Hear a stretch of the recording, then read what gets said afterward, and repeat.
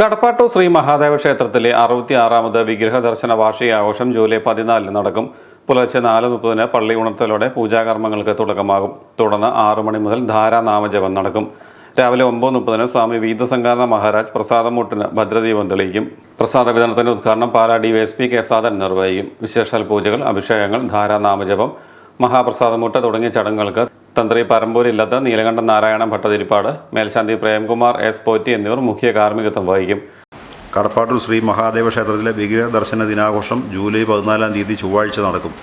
വിശേഷാൽ പൂജകൾ, അഭിഷേകങ്ങൾ, ധാരനാമജപം, മഹാപ്രസാദമൂട്ട് എന്നീ ചടങ്ങുകൾക്ക് തന്ത്രി പറമ്പൂരില്ലത്ത് നീലകണ്ഠൻ നാരായണൻ ഭട്ടതിരിപ്പാട്, മേൽശാന്തി പ്രേംകുമാർ S. പോറ്റിയും മുഖ്യ കാർമ്മികത്വം വഹിക്കും.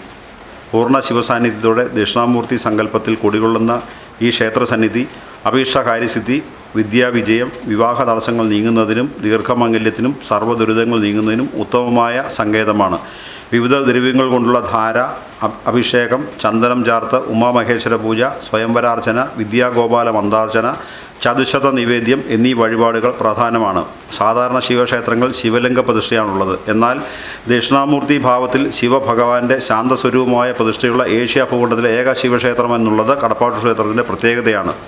66ാമത് വിഗ്രഹ ദർശന വാർഷിക ദിനമായ ജൂലൈ 14 പുലർച്ചെ 4:30 പള്ളിയുണർത്തലോടെ ക്ഷേത്രത്തിലെ പൂജാദി കർമ്മങ്ങൾക്ക് തുടക്കമാവുകയാണ്. തുടർന്ന് 6 മുതൽ ധാരനാമജപം, 9:30 സ്വാമി വീതസംഗാനന്ദ മഹാരാജ ഭദ്രദീപം തെളിക്കുന്നതോടെ മഹാപ്രസാദമൂട്ടിന് തുടക്കമാകും.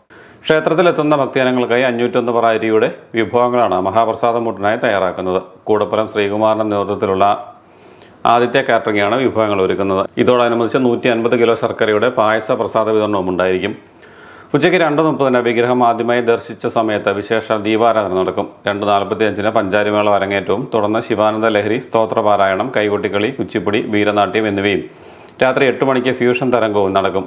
സാധാരണ ശിവക്ഷേത്രങ്ങളിൽ നിന്ന് വ്യത്യസ്തമായി കടപ്പാട്ടൂരിൽ ദക്ഷിണാമൂർത്തി ഭാവത്തിൽ ശിവഭഗവാന്റെ ശാന്തസ്വരൂപമായ പ്രതിഷ്ഠയാണുള്ളത്. ധാര, അഷ്ടാഭിഷേകം, ചന്ദനം ചാർത്ത്, ഉമാമഹേശ്വര പൂജ, സ്വയംവരാർച്ചന, വിദ്യാഗോപാല മന്ത്രാർച്ചന, ചതുശത നിവേദ്യം എന്നീ വഴിപാടുകൾ കടപ്പാട്ടൂർ ക്ഷേത്രത്തിൽ പ്രധാനമാണ്. ഈ വർഷത്തെ കർക്കടക വാവുബലി ഓഗസ്റ്റ് 12 ബുധനാഴ്ച നടക്കും. പുലർച്ചെ 5 മണി മുതൽ ക്ഷേത്രക്കടവിൽ ബലിതർപ്പണ ചടങ്ങുകൾ ആരംഭിക്കും. ഈ വർഷത്തെ വിഗ്രഹ ദർശന ദിനാഘോഷത്തിന്റെ എല്ലാ ഒരുക്കങ്ങളും പൂർത്തിയായതായി Devaswom president Manoj B. Nair, secretary Satheesh Kalappurakkal, ഖജാൻജി Babu KR, Siju CS, KR Ravi, Madhu Kottoor എന്നിവർ വാർത്താ സമ്മേളനത്തിൽ അറിയിച്ചു.